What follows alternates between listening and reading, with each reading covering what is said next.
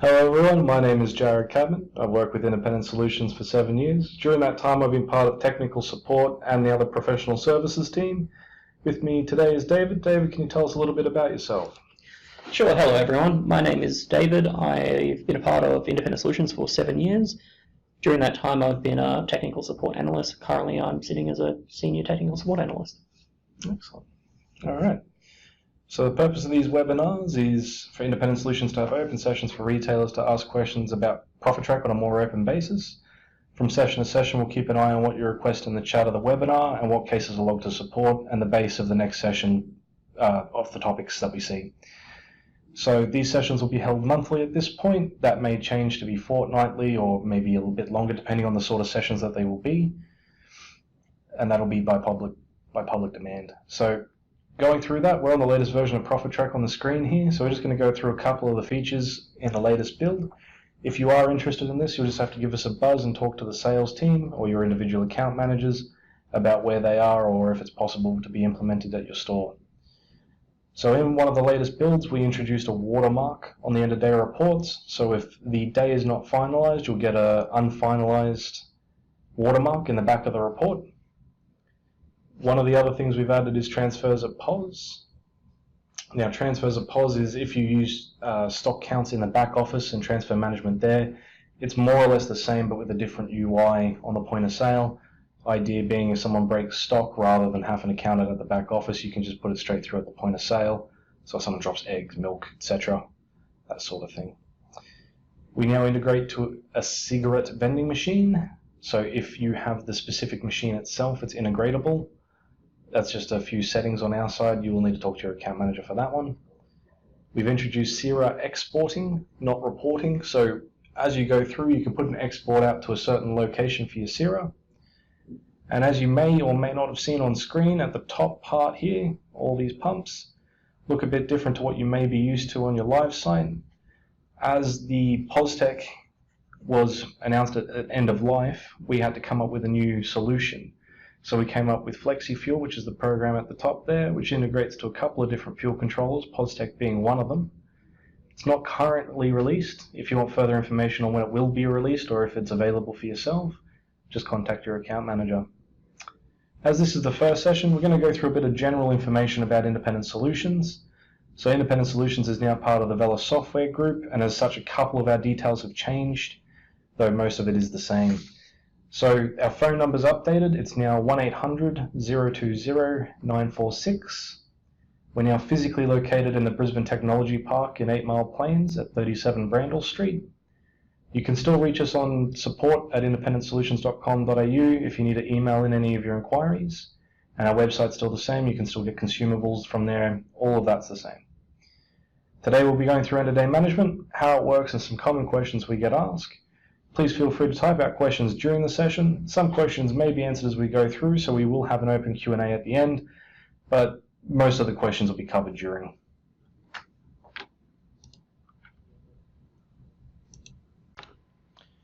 So we'll be starting this session at the point of sale. So just signing in here, my password is just the 4 ones. This is one of my systems, so I'm signed in as Jared currently. Now this keyboard is kind of a generic one, so you may have different keyboard namings or buttons in different locations. I'm going to go through the standard. If you do have questions after the session about where these buttons may be for your keyboard and you can't find them, or maybe you don't have them, contact Independent Solutions support or professional services. We can go through and either creating them or finding them or whatever the case be. So we'll go into the function menu. So most systems will have the function menu, and on the left hand side here we've got all the fuel functions. Now, it may not be on the left or whatever, but for each system, function menu is the main place you'll find the fuel functions. And these are the main 6 here. Alright, so we'll start just top left, going down to the bottom left. So we'll start with fuel delivery. So fuel delivery, pretty straightforward. You get the slip from the tanker once it's filled, once it's done its delivery drop, and it gives you the feed with the closing dip. You put in the delivery amount, so we'll say 10,000 litres for unleaded. Okay. Done. Alright. Fuel delivery, very, very straightforward. Fuel meters. This one's a little bit more advanced, but I want to actually talk on this a little bit more. So all of these fuel functions have the same core premise, which is you need to put in the data, click OK, that sends it to ProfitTrack server, that's where we see the data. But when we go in here, you can see here on hose 1 number 2, or pump 1 hose 2, for the premium unleaded, we've got a meter read already of 793,000. Now that's because in this system we've got a hose 2 set up, sending back electronic figures. So if your pump is able to handle electronic figures, numbers will already be in here, in which case you just need to click OK. If you don't have electronic, or if you have a mixed match of electronic and non-electronic hoses, you still need to input the figures for the non-electronic. So we'll just do that really quickly here. So we'll say 150,000 on that one. Can't edit that because it's electronic. And I just want to say too, when you go out and physically check the meter reads as you would for a manual read, if you do that for an electronic hose, the electronic meter read does not necessarily have to match the manual read. Electronical totes can be set back to 0 by things like environmental factors, so blackouts and storms, or if someone's working on the pump just as general maintenance, the meter will get set back to 0, where the manual meter read will keep ticking. So the manual meter read will almost always be higher than the electronic, but they do not need to match with what you see in the software versus what you physically see on the pump. In any case, now that we've entered the figures and the figures have been given to us for the electronic, click OK. You'll notice a green send in the register health box just appeared and disappeared. It will do that for all of these functions. That's it sending the information we've just put in to PT server. Now that we've done meters, we'll talk fuel dips. So dips are much the same as the meters in regards to the entry. So we've got the 2,000 litres here, so that is an ATG that we've got set up in this system. An ATG being an automatic tank gauge, going, I have 2,000 litres of fuel in tank 1, and it's populating that data for us. Now that's an electronic figure again. If you don't have that, that's fine. You'd go out, put the stick in the ground, figure out how much fuel you've got based off the notches on the stick, input the numbers. So we'll say 5,000 litres for pulp, right? That's how much we think is in the ground. Now, these numbers inherently are always going to have a variance in ProfitTrack, because you can't be accurate with a stick in the ground. It will be off by a millimeter or a centimeter or so, and that will equal X amount of litres as a variance. You're never going to have a perfect 5,000 litre in the tank. That's not going to happen. But anyway, click OK once done. It'll input the manual figure we've put in and the electronic figure picked up from the ATG. Green send again in the register health. Moving on, fuel snapshot. So in fuel snapshot, nothing looks like it happens here. At that point, it would have printed out a receipt. On the receipt is what PT POS, or ProfitTrack point of sale, thinks is in the tank at the moment based off your sales and your delivery. So it'll say you have, say, 30,000 litres of unleaded in the tank, and based off your sell price, it'll tell you how much that 30,000 is worth. So if you had a sell price of 1.5 or $1.50 per litre, it's going to say that you've got $45,000 worth of fuel or unleaded in the ground. That is the purpose of the fuel snapshot. That's not going to be accurate if you don't have an ATG. It's only what the system believes off its calculation. So just keep that in mind with fuel snapshot. Manual fuel sales. So manual fuel sale, the purpose of this is that you've had a fuel sale on the pumps, and for whatever reason it's disappeared or something to that effect. So that could be the pump's lost power, or the site's lost power and the fuel sale's cleared. Maybe there was an issue with the pump during the transaction, you've had to turn it off for 20 minutes, an hour sort of thing, and the sale hasn't come back with the pump. If that's the case, go into manual fuel sale, go into whichever grade, we'll say unleaded for this, put in a fuel price if there isn't a correct one there, and put in your amount of dollars, so $50 for the example. Pump 1, hose 1, and that's created as a manual fuel sale at 40 litres. Now let's figure that out off by me inputting $50, 50 divided by 1.247, 40.1. Now the reason I point that math out is because a lot of times where we see variances in the system is where someone hasn't updated the unit price and they've left it at under $1 or something to that effect, and they'll do the $50 and the $50 charged the customers, absolutely correct, but the litre amount is out. So instead of it being the 40 litres like it is there, if it was, instead of $1.24.7, if it was 12 cents instead of $1, you'd be speaking 400 litres, and that's going to throw out a variance in both your meters and your dips. So we'll process this sale here. We're going to create another one really quickly on just premium, just so I can show you the next function. So the next function we're going to talk about is fuel test. Now, fuel test's purpose is for when the meter is still moving on the hose or the pump, but the tank is not changing. So you've got someone on site physically doing calibration of the pumps or installing a pump, whatever the case. They physically pump the fuel that's in the pump back into the ground, but because it's gone through the hose, the meter read has still moved by X amount of litres, but the tank's had the fuel come back, so its literage hasn't changed. That's the purpose behind the fuel test. When you look at fuel test in the back office, it will show up as an adjustment. I'll show you that once we get to the back office. So that is all of those functions, so your deliveries, meters, fuel dips, snapshot, manual fuel sale for when a real fuel sale can't be performed, and fuel test. Now, there's two more functions I really quickly want to talk about. One is this emergency start of day. Very rare that you'll have to use it, and drive-offs. So the emergency start of day that's there, if you've got a older POSTEC serial system, or if you have recently been reinstalled and a setting's been missed to mark you as a non-24-hour site, something to that effect, it may ask you to perform a start of day after you do your end of day. If that's the case, you go into the function menu, click emergency start of day, it will run through the wizard, takes approximately 30 to 60 seconds, and you'll be able to trade again. If you haven't had that, if you're a pre-existing site with us over a period of time and you haven't had that in the last few years, that's not something you need to worry about. Serial POSTECs aren't a thing anymore, and the installer is much, much cleaner than it used to be. Now, fuel drive-offs. Fuel drive-offs and failure to pay. We need to talk about that because there's two ways in the system you can do it.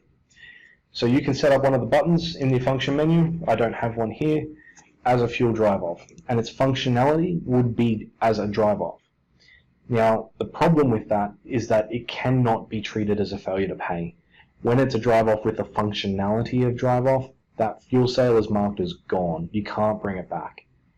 Now, that's fine for drive-offs. The only other issue when it comes to the drive-offs is that that information by standard is only kept for 90 days.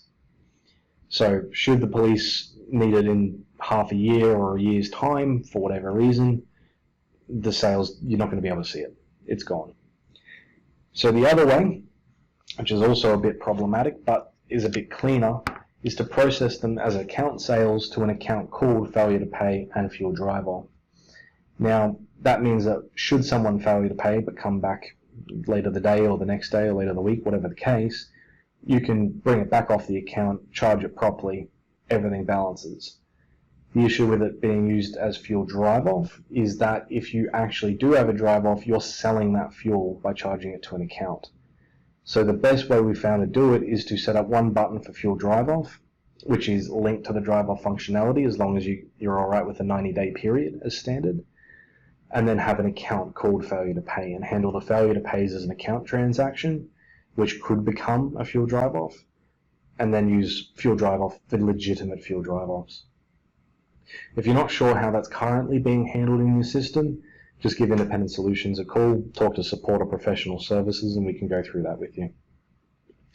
So that's all the fuel functions when it comes to the point of sale. So we're just going to lock this, do an enter shift. So you can see there I was logged in as myself, enter shift, yes. Now not every system will have this, but I've put in the advanced ones for this session, cache declare. So you put in the same credentials you signed in as. There's that shift that I've performed, starting at 2:05, going to 2:15. So we're going to declare that. So at this point it's asking how much cash is in my drawer, how are the total of the check values. So cash, we're going to say 500. I'm not saying that that's the amount we've done, but that's the amount I'm going to put in. So 500, that's not what I want to do. Thank you. Now I'll put it in a check then, that's fine. FPOS, we'll say we did 250 of FPOS. Process. Draw's not balanced, process anyway. And you can see there that I was under by 50 because I didn't put in any cash. And that's alright. So we'll exit that. So that means that shift is now completely closed down. The cash declare information that I've counted from my tills been sent to the server, PT profit track server. You can tell that because the green send in the register health box has disappeared. Once that's done, end day. Again, same credentials. This will end the day. Are you sure? Yes. It's sent. Done. So on live sites, talking to a POSTEC, that will log into the POSTEC and get electronic figures or whatever else it may be told to do. So that process could take up to a minute in the live environment. And before you want to go to the back office, normally you'd leave it overnight sort of thing, but you can do it immediately, and I'll show you how in a second to get that end of day into the back office.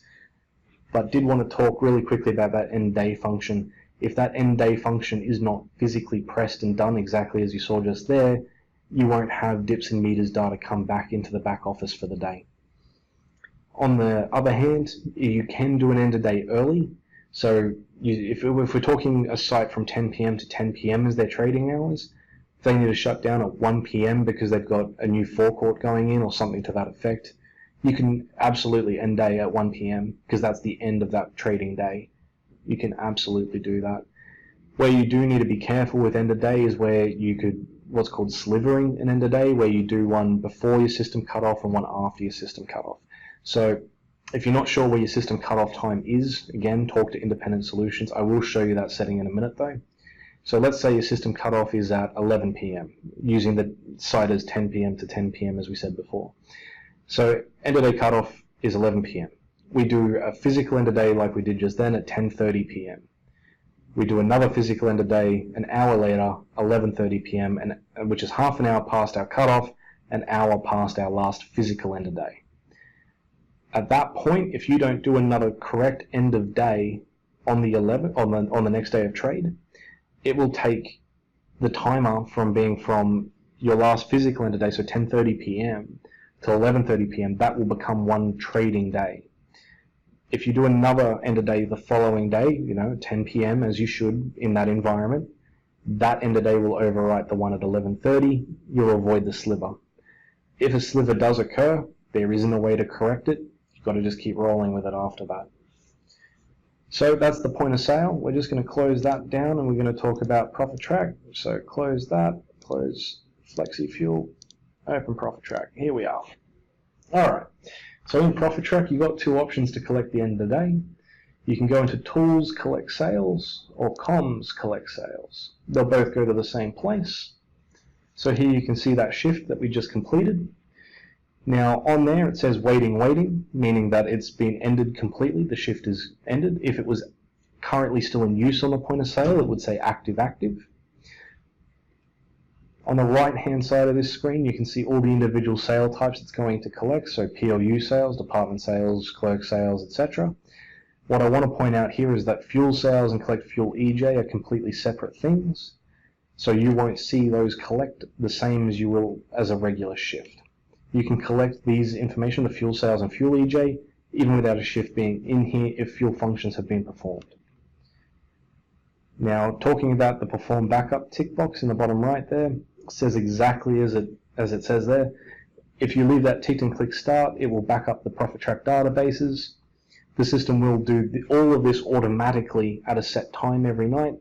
In my system, I believe that's midnight, that's default, and it will do that backup.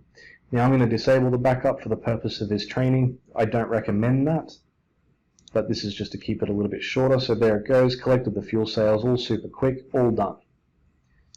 All right. Now at that point in end of day management, we'll have a day of trade for the 12th. So we'll just talk about this real quick. So in the screen, you have the upload date, which is the date of trade, and you'll have the ticks per column for dips, meters, cash declaration, FPOS declaration, and so on. Those ticks indicate that someone's gone into each of those individual fields as seen at the bottom of the screen and said that yes, these figures are true and correct, I am happy with them. And we'll go through and actually tick them on this day just so you get an idea of what that looks like. So going into the first one, dips. Here's our dip screen.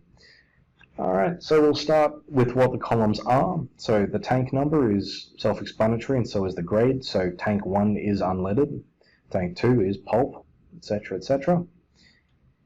The third column here is the reading type for the fourth column. So when we say a reading type, we're talking about manual versus electronical opening figures on a point of sale. So M is manual or mechanical, E is electronic, and C is calculated. So M, manual, that's because the closing before this day, which is the opening today, I manually input. So we've got a manual figure. Now you can see it calculated there at 5 minutes for LPG. That means 5 minutes before the end of day, it had a real figure, which is either a manual or electronic. So that's and yeah, as I said, opening is the closing of the day before. The sales column, that is the litres sold throughout this period. Drive-offs will only appear if you use the actual drive-off function, will not appear if you use an account called drive-off.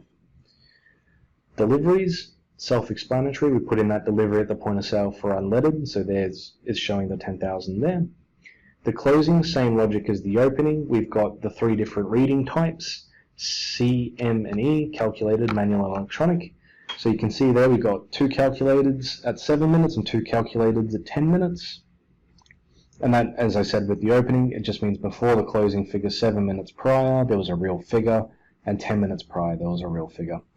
So I'm actually going to give you the prime example of that here. So if you look at the 7 minutes for number 1 and 2, 7 minutes before the end of the day at 2:16 p.m. was 2:09, which is the flag point. 10 minutes prior to 2:16 was 2:06, which is the delivery. And that's how the figures get updated. And we'll actually go into these in a minute just so I can show you what they actually did. So in this case, we've got a variance, which is to be expected, but we'll talk about how it figured that out. We've also got a previous day variance, the variance on the last day of trade, and the variance for the month to date. Now to figure out the variance, so we did opening of 2,000. The system will minus 40 litres from that, so we're at 1,960 plus 10,000. So it's expecting 11,960, my apologies. But its closing was 1960, which is the correct amount if the delivery wasn't done. The variance is a flat 10,000. And that's how ProfitTrack figures it out. So ProfitTrack's gone, okay, I'm expecting this amount purely based off the math, 2,000 minus 40 plus 10,000 equals X. Whatever real figure is in that closing figure besides what I'm expecting becomes the variance for the day. Now if we go into the flag points to do that, just cancel in the bottom right and then double click on either the flag point or the delivery. So you can see here, tank 1, ULP and pulp for tank 2. We had an electronic figure of 2,000 litres, which we knew, and a manual figure of 5,000, which I manually entered on the point of sale, and that was done at 2:09, so it marks that point. Cancel again, go into the delivery. So in here we can manually input any data, so if we went and we put in the delivery data for unleaded, but for whatever reason we may have missed diesel, we can now go, actually, diesel had a 1,500 litre delivery as well, save that, OK and OK to reprocess the figures. Now when we go into end of day, we have a delivery for diesel as well. Again, the system's done the math on this because I didn't tell it a closing figure besides 0. So it's doing the math it calculated, so 500 plus nothing plus 1,500 is 2,000. That's the logic behind the dips. Once you're happy with that, press save and close. We'll get a tick in the column for dips up here, and as I said, that indicates that we're happy with the figures. Once dips is done, we'll move on to meters. Now the meter screen is a little bit crazier than what the dip screen is, but it's all the same logic. So we'll go through the columns again. So pump number and hose number, and the grade that's linked to the hose, all the same as the tank. The reading type, calculator, electronic, and manual, all the same again. What is interesting in this screen though is I've purposely left in hoses here that we didn't use on the point of sale. So that's where the C none comes into it. That's indicating that prior to the end of day, it's never seen a figure besides what the system's told it. Now, when it is C, we use the same math as what we get in the dips, just a little bit modified. So with dips, you minus from the tank with sales. With meters, you plus to the meter read with the sales. So at 101,000, we use pump 1, hose 1, 101,082 litres. it's going plus the sales plus or minus the adjustment, if you have a negative adjustment, equals what the system believes is the closing number. So in that case, it would be just a bit over 101,100. Now we've closed with 150,040, which is massively different to what the system's expecting. Thus, we got the variance of 48,918 litres there. As I said, that could be totally fine. That's not a problem.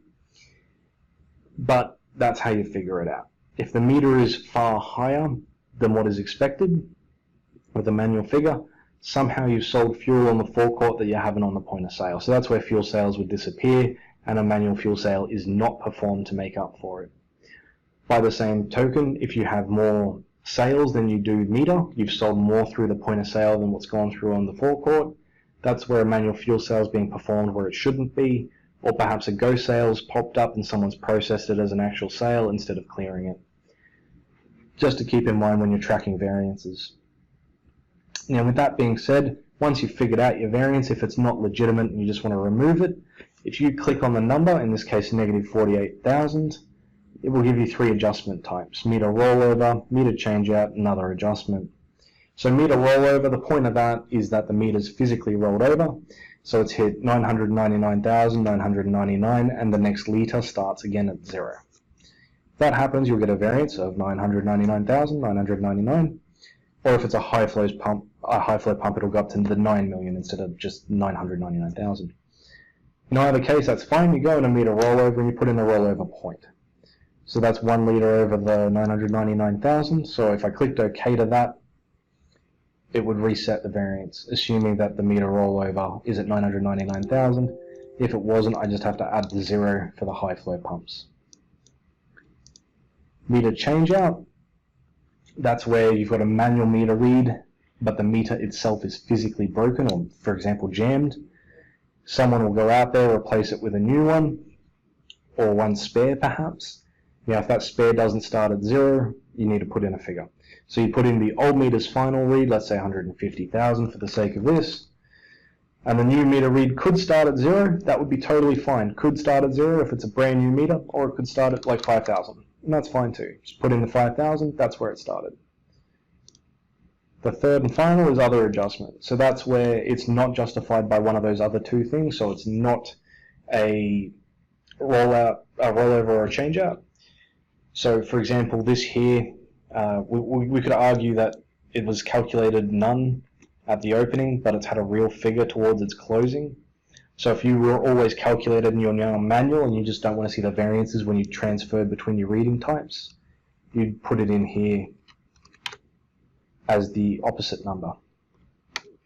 Sorry, there we go. Removes the variance. Save that, OK and OK. So that's how to remove the variances. I'm just going to go back into the end of day there. That's nice and clean. All right. That's how to remove your variances. Now, you only want to do the other adjustment when your meter reading type changes and you're going to stay with that type.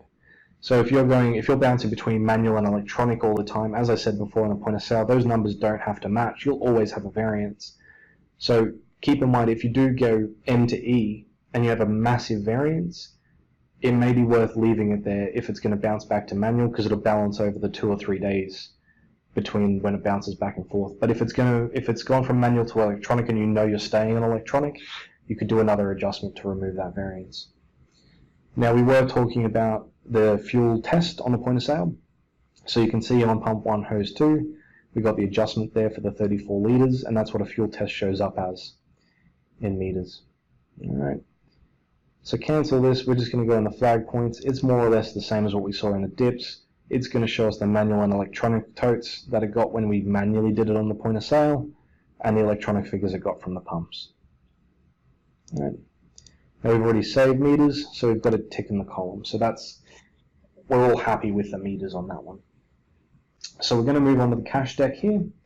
So moving on to cash deck.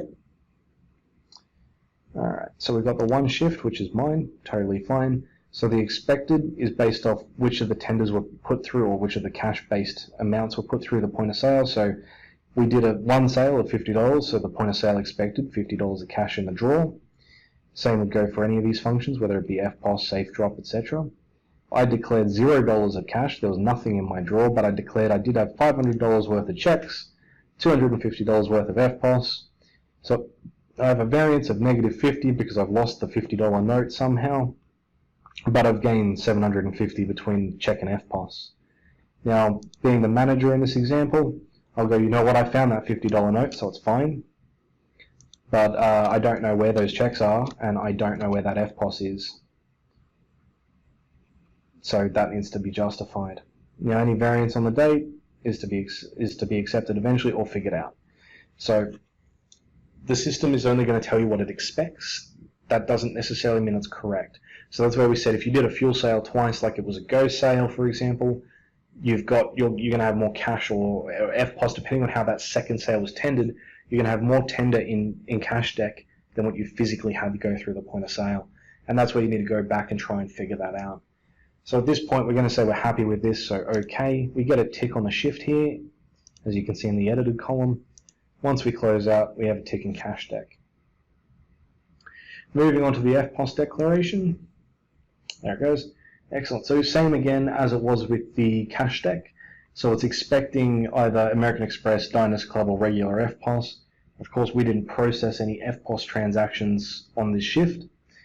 But if we had, it would have the expected total. Now the settlement will come from the bank's data.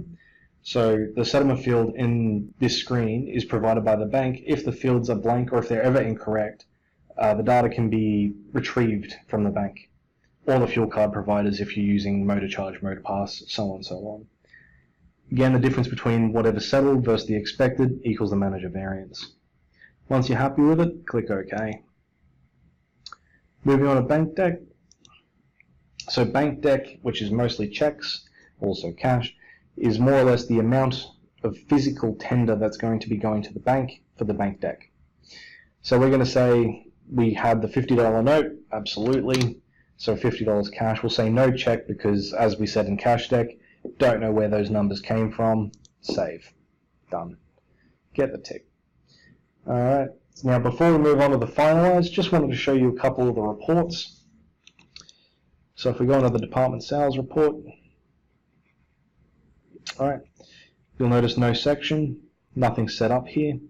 Now this information, and any information in this entire report selection here, is going to be based off end of day to end of day. So we said that was 10 PM to 10 PM for this site, for example. Now, if that is the case, that's where these reports will be based from. The reports at the top of the screen, if we go here, we have a department sales summary here as well, but that's going to be midnight to midnight. So the reports at the top of the screen don't have to match the reports in end of day management. The idea behind that, as I said, is if you need to shut trade early because new forecourt, whatever the case, the reports in here will accurately show how you traded from your last end of day to the current end of day for that time period. Now, I've disabled it here. I'm going to go quickly re-enable it and show you a couple of settings before we continue. So in Setup, System Settings, System Options. Scroll down a little bit. You have the End of Day button here on the left under the Maintenance sub-tab. And in Reports, Show Unfinalized Watermark. As I said, that's only in some of the newer versions, so you may or may not have this. Now, by default, it's ticked. I've deselected it, but we're going to tick it for the purpose of this. Save. Go into End of Day Management. Go back here to Reports. We're just going to open up the Fuel Daybook. And you'll notice just here we've got Unfinalized, as we were saying in the beginning. So to remove that, you can either change the settings so that it doesn't show up on your reports, or you can finalize the day. Alright. Now that we've covered that, we're going to talk about the finalize itself and the system cutoff. So the system cutoff, as we talked about at the beginning of this a little bit, is in Setup, Register Settings, Register Setup, and it's in the Shifts tab. So this is where you'll need to contact Independent Solutions because it is password protected. But that there is the end of day cutoff. So as I said, for this system, it's midnight. But if you're unsure, that's how to check it. If you need it changed, contact IS, because we'll happily change it, but we'll also explain to you the steps that you'll need to go through just to make sure that you balance for the day. So keep that in mind for when it comes to slivering. And at this point, we're going to finalize. Yes. done. So that day is complete. So the finalize button serves a couple of purposes. It's used to, as we said, remove the unfinalized watermark on the reports and to draw a line in the sand where you, as the person finalizing, are declaring that all the data on the day is correct and will not need to be adjusted. Now, with that being said, dips and meters can still be adjusted after the fact, but cash deck, FPOS deck, and bank deck cannot be. Now, the finalize button is also used to initiate data exports for things like generic accounts export and the OSBIS export if you've got them set up. If you don't have them set up, but it is something you're interested in, call our 800 number, and I think it's extension number 3 for the sales area. They'll be more than happy to talk to you about how to do that. And once finalized, a day cannot be unfinalized without talking to IAS. We need to be very, very careful when it comes to unfinalizing because it could cause duplicate data when you are exporting to one of those packages. That is something you will need to contact us for, and that will be dealt with in the professional services team, which is the team I belong to. So that's end of day management. Go through a few final things about these sessions before we wrap up. While I do, if you have any questions. Post-edit, thank you for enjoying the session. Please give us a call on the number you can see on the screen for further information.